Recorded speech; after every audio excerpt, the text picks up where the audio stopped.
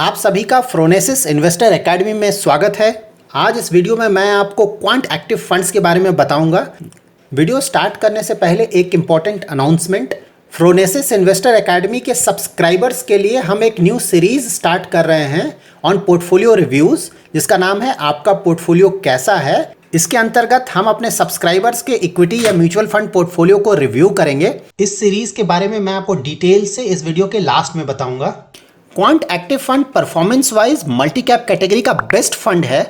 फिलहाल multi cap category में total 10 funds हैं। Last year multi cap category में अबाउट 35 फंड्स थे, but then because of SEBI regulations ज़्यादातर मल्टी कैप स्कीम्स अब फ्लेक्सी कैप स्कीम्स बन गए हैं। लास्ट ईयर सेबी ने एक रेगुलेशन लाया था जिसके अंतर्गत मल्टी कैप फंड्स को अपने टोटल एयूएम का मिनिमम 25% लार्ज कैप में, मिनिमम 25% मिड कैप में एंड मिनिमम 25% स्मॉल कैप में इन्वेस्ट करना था। एंड रेस्ट 25% वो कहीं भी इन्वेस्ट कर सकते हैं, like large cap, mid cap, small cap या फिर कैश में भी रख सकते हैं। So because of this SEBI regulation ज़्यादातर मल्टी कैप स्कीम्स अब फ्लेक्सी कैप स्कीम्स बन गए हैं। फ्लेक्सी कैप कैटेगरी में मार्केट कैप का कोई लिमिटेशन नहीं है, वहाँ लार्ज कैप, मिड कैप या स्मॉल कैप में आप किसी भी अमाउंट में इन्वेस्टमेंट कर सकते हैं। So currently multi cap category में 10 फंड्स है and out of these 10 funds quant active Fund का परफॉर्मेंस बेस्ट है। So first let's check the performance of Quant Active Fund across 4 horizons, that is 1 year, 3 year, 5 year and 10 year with respect to other funds in the same category.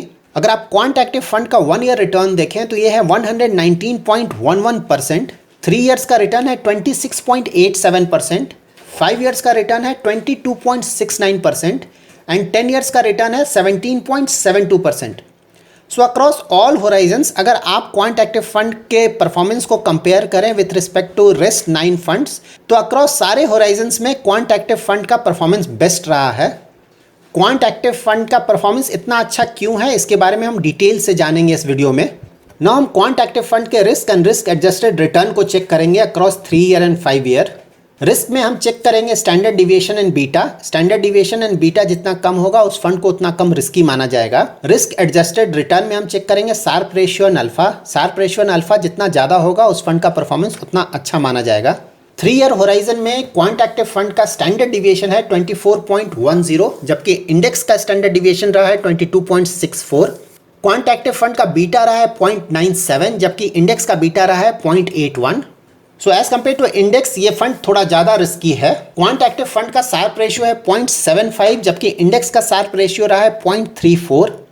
Again quant active Fund का alpha रहा है 10.66, जबकि index का alpha रहा है सिर्फ 2.56। सो 3 year horizon में risk adjusted return that is Sharpe ratio and alpha बहुत अच्छा रहा है क्वांट एक्टिव फंड का। Now let's check these details for 5 year horizon. 5 year horizon में क्वांट एक्टिव फंड का स्टैंडर्ड डिविएशन रहा है 19.50, जबकि बीटा रहा है 0.92। Again standard deviation beta index से ज़्यादा है, दैट मीन्स इस फंड ने एज कम्पेयर टू इंडेक्स थोड़ा ज़्यादा रिस्क लिया है। और अगर आप रिस्क एडजस्टेड रिटर्न चेक करें तो शार्प रेशियो है इस फंड का 0.80 एंड अल्फा है 6.19। शार्प रेशियो एंड अल्फा दोनों ही इंडेक्स से काफ़ी ज़्यादा है, that means across 5 year horizon also इस फंड का परफॉर्मेंस काफ़ी अच्छा रहा है। नाउ हम Quant active fund direct plan के बेसिक डिटेल्स के बारे में जानते हैं। इस फंड का AUM that is asset under management है अबाउट 554 करोड़। एक्सपेंस रेशियो है 0.57%, एग्जिट लोड 0 है। अगर आप लमसम इन्वेस्टमेंट करना चाहते हैं तो मिनिमम इन्वेस्टमेंट अमाउंट 5000 है, और अगर आप SIP स्टार्ट करना चाहते हैं तो मिनिमम इन्वेस्टमेंट अमाउंट 1000 रुपीज़ का है। मल्टी कैप कैटेगरी का बेंचमार्क है निफ्टी 500 मल्टी कैप 50 25-25। ये फंड काफ़ी पुराना फंड है। ये फंड लॉन्च हुआ था मार्च 2001 में। जब हम इस फंड का इंसेप्शन डेट देखते हैं तो एक क्वेरी हमारे मन में आता है कि ये फंड इतना पुराना है, इसका परफॉर्मेंस भी इतना अच्छा है, तो फिर इसका एयूएम इतना कम क्यों है। इनफैक्ट क्वांट म्यूचुअल फंड्स के ज़्यादातर फंड्स काफ़ी पुराने हैं और उन सबका एयूएम काफ़ी कम है। इसका मेजर रीज़न ये है कि क्वांट म्यूचुअल फंड्स का लास्ट 1 ईयर का रिटर्न्स बहुत अच्छा है, लेकिन इनका अगर आप लॉन्ग टर्म रिटर्न्स देखें like 3 year, 5 year and 10 year, तो वो रिटर्न्स अच्छे नहीं हैं। दैट्स वाई इन फंड्स का एयूएम अभी भी काफ़ी कम है। इनफैक्ट इनका एयूएम अगर आप लास्ट ईयर फरवरी में चेक करें तो और भी कम था, but then because of phenomenal performance in last 1 year इनका एयूएम कुछ बढ़ा है। अगर आप क्वांट AMC के ज़्यादातर फंड्स के बारे में डिटेल से जानना चाहते हैं तो मैंने रिसेंटली ही एक वीडियो पब्लिश किया है क्वांट म्यूचुअल फंड्स पे। उस वीडियो का लिंक डिस्क्रिप्शन बॉक्स में आपको मिल जाएगा। Now let's check the fund manager details of this fund. Quant active fund को दो फंड मैनेजर्स मैनेज करते हैं, Ankit Pandey and Sanjeev Sharma. In fact Quant mutual fund के ज़्यादातर फंड्स को ये दोनों फंड मैनेजर मैनेज करते हैं। मिस्टर अंकित क्वांट एक्टिव फंड को मई 2020 से मैनेज कर रहे हैं। क्वांट म्यूचुअल फंड से पहले अंकित पांडे इन्फोसिस फिनेकल में काम कर चुके हैं और उन्होंने अपना करियर इक्विटी रिसर्च में 2011 में स्टार्ट किया था। सेकेंड फंड मैनेजर हैं संजीव शर्मा, जो कि ये फंड अक्टूबर 2019 से मैनेज कर रहे हैं। मिस्टर शर्मा कॉमर्स ग्रेजुएट हैं और उन्होंने MBA किया है फाइनेंस में। मिस्टर शर्मा का टोटल वर्क एक्सपीरियंस 17 ईयर्स का है और उस 17 ईयर्स में 13 ईयर्स का वर्क एक्सपीरियंस है फाइनेंशियल मार्केट्स में। क्वांट एक्टिव फंड के परफॉर्मेंस को समझने के लिए हम इस फंड के परफॉर्मेंस को चेक करेंगे एज ऑन 28 फरवरी 2020। मैंने 28 फरवरी 2020 इसलिए सेलेक्ट किया है क्योंकि मार्च 2020 ऑनवर्ड्स इंडियन स्टॉक मार्केट्स में मेजर करेक्शन आया था बिकॉज ऑफ कोरोना पैंडेमिक, और उसके बाद जो रिकवरी स्टार्ट हुआ था इंडियन स्टॉक मार्केट्स में, उसमें क्वांट फंड्स का रिटर्न्स काफ़ी अच्छा आया है। क्वांट एक्टिव फंड का AUM that is asset under management 28 फरवरी 2020 को था अबाउट 10 करोड़, जो कि अब बढ़कर 550 करोड़ से ज़्यादा हो गया है। और अगर आप इनका 1 ईयर का रिटर्न्स देखें तो रिटर्न था 3.96, जो कि काफ़ी कम था as compare to other funds in same category. And similarly in other horizons also इस पर्टिकुलर फंड का रिटर्न्स बहुत अच्छा नहीं रहा है। And of course this multi cap category में जो दूसरे फंड्स भी हैं उनका ही परफॉर्मेंस कोई बहुत अच्छा नहीं रहा है over the years. So overall quant active Fund का जो भी फिनोमिनल रिटर्न्स आया है वो मोस्टली कोरोना पेंडेमिक के बाद जब स्टॉक मार्केट में रिकवरी स्टार्ट हुआ उसके बाद का रिटर्न है। दैट्स वाई ये देखना इंटरेस्टिंग होगा कि क्या ये पर्टिकुलर फंड या AMC अपने फिनोमिनल रिटर्न्स को कंटिन्यू कर पाता है for a long period of time. ना हम क्वांट एक्टिव फंड का market cap wise allocation check करेंगे। लार्ज कैप में इस फंड का इन्वेस्टमेंट है 33.33%, मिड कैप में इन्वेस्टमेंट है 39.14% एंड स्मॉल कैप में इनका इन्वेस्टमेंट है 25.78%। So overall relatively mid cap stocks में इनका इन्वेस्टमेंट ज़्यादा है। ना हम क्वांट एक्टिव फंड के पोर्टफोलियो को डिटेल से स्टडी करेंगे और इसके पोर्टफोलियो से हमें पता चल जाएगा कि ये फंड फिनोमिनल रिटर्न्स कैसे जनरेट कर पा रहा है।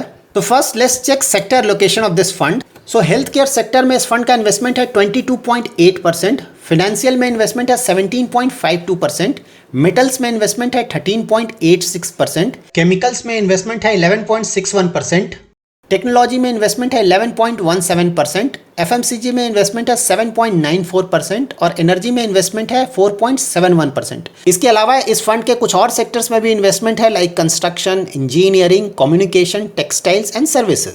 सेक्टर एलोकेशन में we can easily figure out that metals and chemicals में इस फंड का इन्वेस्टमेंट काफ़ी ज़्यादा है एंड लास्ट 1 ईयर में मेटल एंड केमिकल स्टॉक्स के रिटर्न्स फिनोमिनल आए हैं। और अगर आप क्वांट म्यूचुअल फंड के दूसरे फंड्स को भी देखें तो उन फंड्स में भी मेटल्स एंड केमिकल्स का एक्सपोजर काफी ज्यादा है। और क्वांट म्यूचुअल फंड्स ने जो ह्यूज रिटर्न्स जनरेट किए हैं रीसेंट पास्ट में, उसका मेजर रीजन रहा है उनका huge investment in cyclical sectors like metals and chemicals. Now हम उन स्टॉक्स को चेक करते हैं जिसमें क्वांट एक्टिव फंड ने अपना इन्वेस्टमेंट किया है।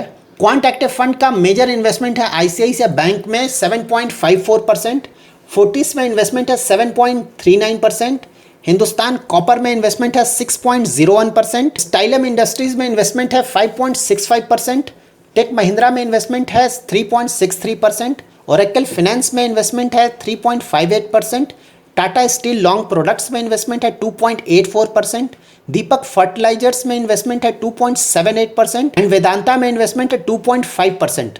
मैंने इस स्टॉक पोर्टफोलियो में मेटल्स एंड केमिकल्स के स्टॉक को हाईलाइट किया है ग्रीन कलर में।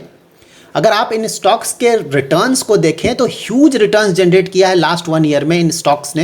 हिंदुस्तान कॉपर मेटल सेक्टर में आता है, इसने लास्ट 1 ईयर में रिटर्न जनरेट किया 571%। टाटा स्टील मेटल सेक्टर में आता है और इस स्टॉक ने लास्ट 1 ईयर में रिटर्न जनरेट किया 294%। दीपक फर्टिलाइजर केमिकल सेक्टर से आता है, इसने रिटर्न जनरेट किया 209%।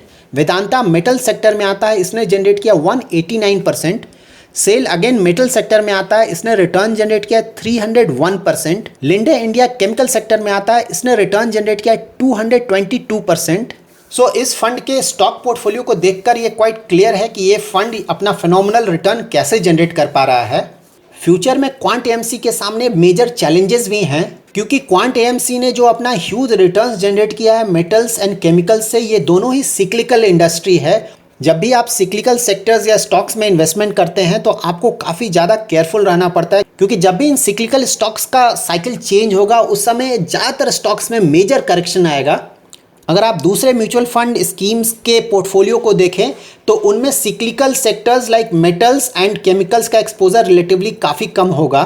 तो ये देखना काफ़ी इंटरेस्टिंग होगा कि फ्यूचर में कैसे क्वांटम म्यूचुअल फंड इस रिस्क को मैनेज करता है। नाउ मैं आपको फ्रोनेसिस इन्वेस्टर एकेडमी के न्यू पोर्टफोलियो रिव्यू सीरीज़ के बारे में डिटेल से बताऊंगा। अगर आप फ्रोनेसिस इन्वेस्टर एकेडमी के सब्सक्राइबर हैं तो आप अपना इक्विटी या म्यूचुअल फंड पोर्टफोलियो हमें शेयर कर सकते हैं। हमारा ईमेल आईडी है fronesis.investor@gmail.com। एवरी वीक हम वन पोर्टफोलियो सेलेक्ट करेंगे और उस पोर्टफोलियो का हम डिटेल्ड रिव्यू वीडियो पब्लिश करेंगे। अगर आप अपना पोर्टफोलियो हमें मेल कर रहे हैं तो आपको कुछ बातों का ध्यान रखना पड़ेगा। जब भी आप म्यूचुअल फंड का नाम लिख रहे हैं तो उसमें डायरेक्ट, रेगुलर या ग्रोथ डिविडेंड जरूर मेंशन करें, और साथ ही जब आप म्यूचुअल फंड स्कीम या स्टॉक का नाम मेंशन कर रहे हैं तो उसके आगे एटलीस्ट वन लाइनर आप जरूर मेंशन करें कि आपने वो म्यूचुअल फंड स्कीम या स्टॉक क्यों खरीदा है, और साथ ही आप मेंशन करें कि आपका इन्वेस्टमेंट होराइजन क्या है उस पर्टिकुलर स्टॉक या म्यूचुअल फंड स्कीम के लिए। और अगर आपका कोई क्वेरी है रिलेटेड टू योर पोर्टफोलियो, आप वो भी उस मेल में मेंशन कर सकते हैं। इस पोर्टफोलियो रिव्यू में हम किसी भी तरह से बाय या सेल के रिगार्डिंग एडवाइस नहीं देंगे। हम सिर्फ आपके फंड या स्टॉक के क्वालिटी पे कमेंट करेंगे और साथ ही आपका जो क्वेरी है रिलेटेड टू योर पोर्टफोलियो उसको भी आंसर करेंगे। और ये पोर्टफोलियो रिव्यू इनिशिएटिव सिर्फ एजुकेशनल पर्पस के लिए किया जा रहा है। हमारा एक्सपेक्टेशन ये है कि विद दीज पोर्टफोलियो रिव्यूज़ आप अपने पोर्टफोलियोज़ को अच्छी तरह से मैनेज कर पाएंगे। अगर आपका कोई क्वेरी है regarding this portfolio review series तो वो भी आप कमेंट में मेंशन कर सकते हैं। I will answer it. Thanks a lot for watching.